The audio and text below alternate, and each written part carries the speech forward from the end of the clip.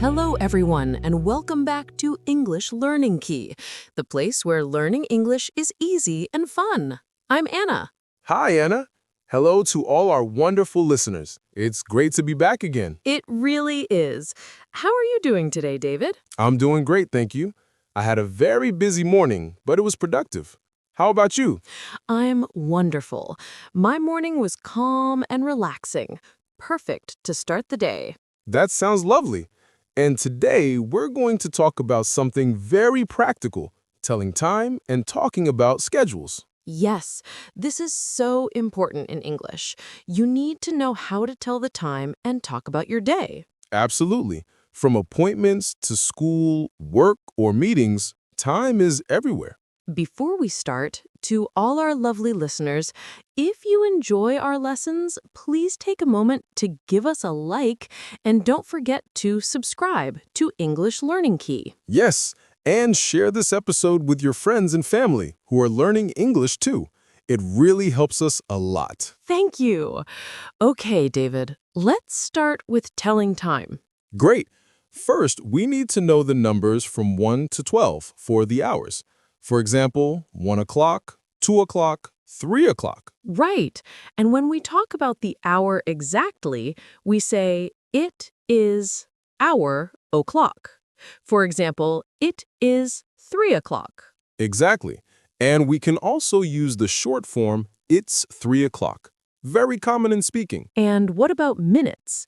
We say it is hour minutes.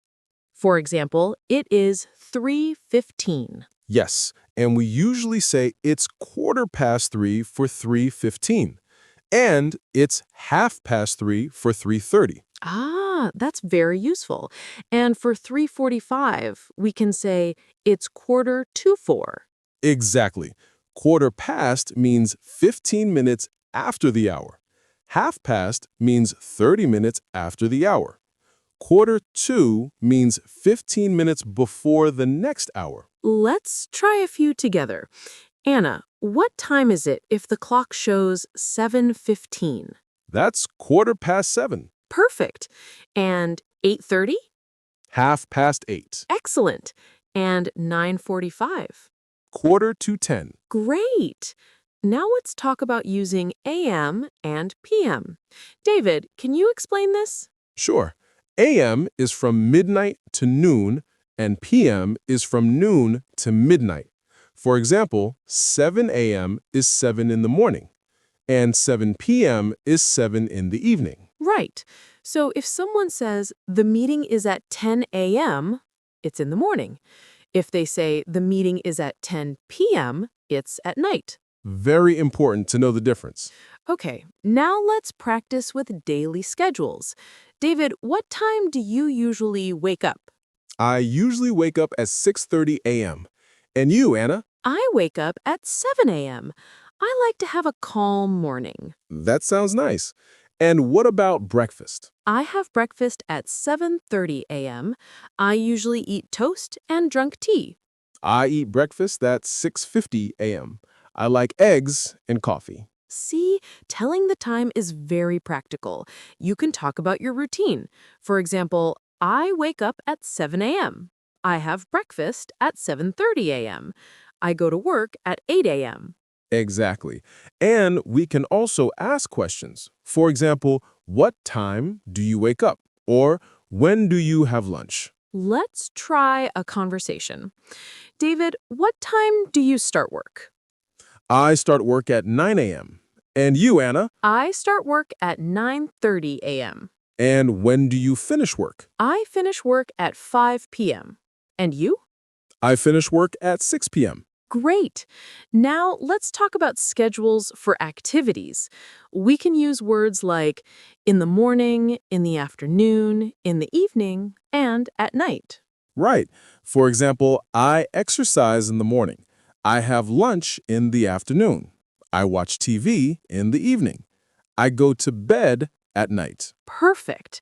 And we can combine this with exact times. For example, I wake up at 7 a.m. in the morning. I go to the gym at 6 p.m. in the evening. Very practical for everyday conversation. Now let's talk about asking about other people's schedules. We can say, "What time do you?" For example, what time do you go to school? What time do you have lunch? What time do you go to bed? Exactly. And the answers can be, I go to school at 8 a.m. I have lunch at 12 p.m. I go to bed at 10 p.m. Let's practice together. Anna, what time do you have lunch? I have lunch at 1 p.m. And you, David? I have lunch at 12:30 p.m. We can also talk about weekly schedules. For example, on Monday, I have a meeting at 9 a.m. On Tuesday, I have English class at 6 p.m. Right. You can use days of the week with times. Monday, Tuesday, Wednesday, Thursday, Friday, Saturday, Sunday. Let's try a conversation about weekly schedules.